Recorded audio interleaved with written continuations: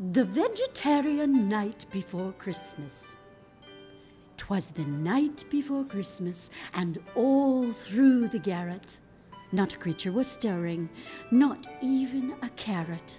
The kitchen was sparkling and scrubbed with great care, in hopes that a 4-star chef soon would be there.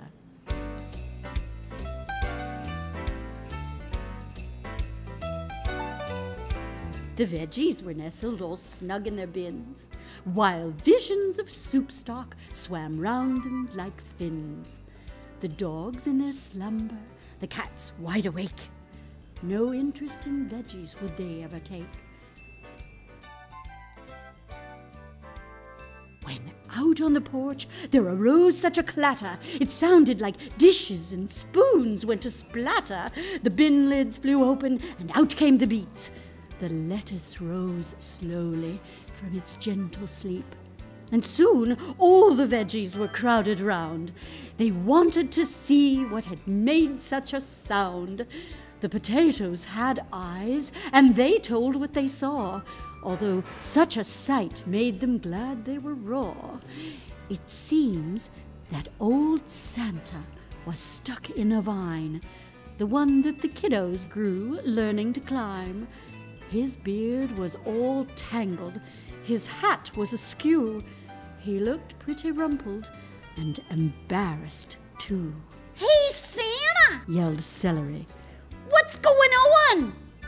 "Are you hurt?" asked the radish, who twirled through the lawn.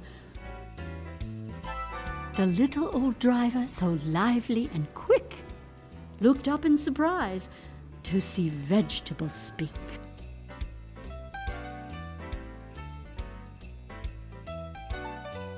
No. Santa grumbled in spite of surprise. I'm just really late. Then he heaved a great sigh. This whole night has been one thing after another. I knew this job should have gone to my brother. "What?" asked the kumquat. "You're giving us pause. Did you say your brother should be Santa Claus?" I did. Santa grimly brushed off his lapel. I got this job because I can spell.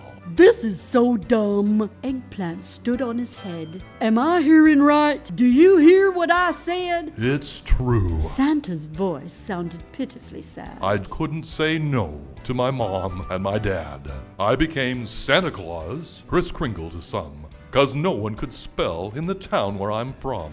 It sounded so jolly, so merry, so fun. But after tonight, I tell you, I'm done. There was a silence among all the veggies that night. Not one could believe he was hearing quite right.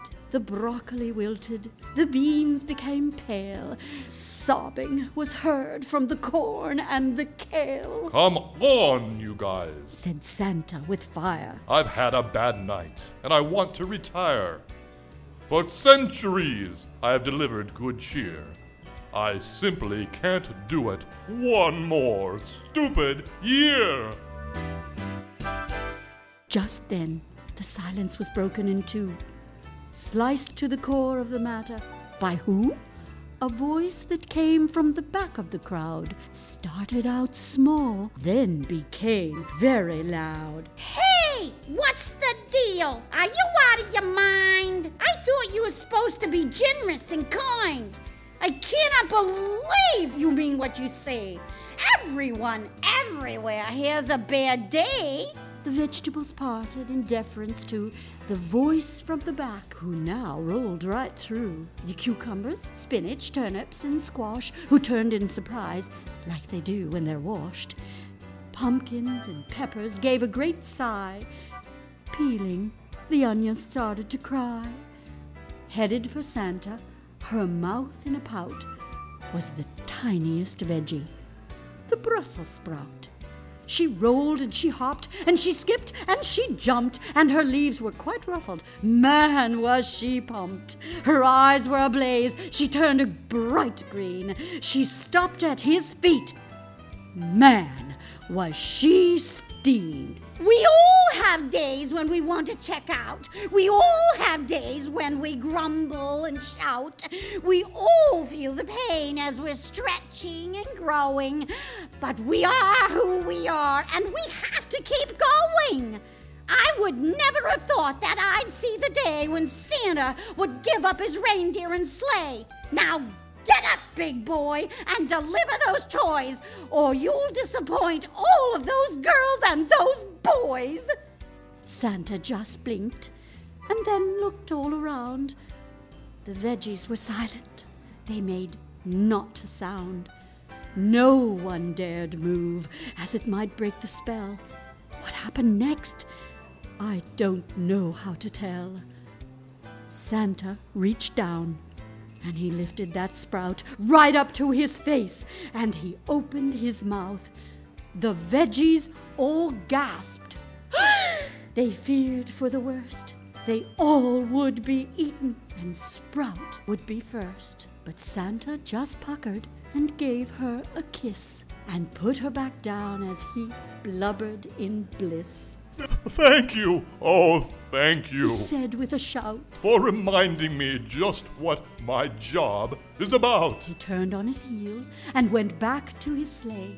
He patted old Rudolph, now getting quite gray, and laying a hand on the side of his ride, he hoisted 250 and landed inside.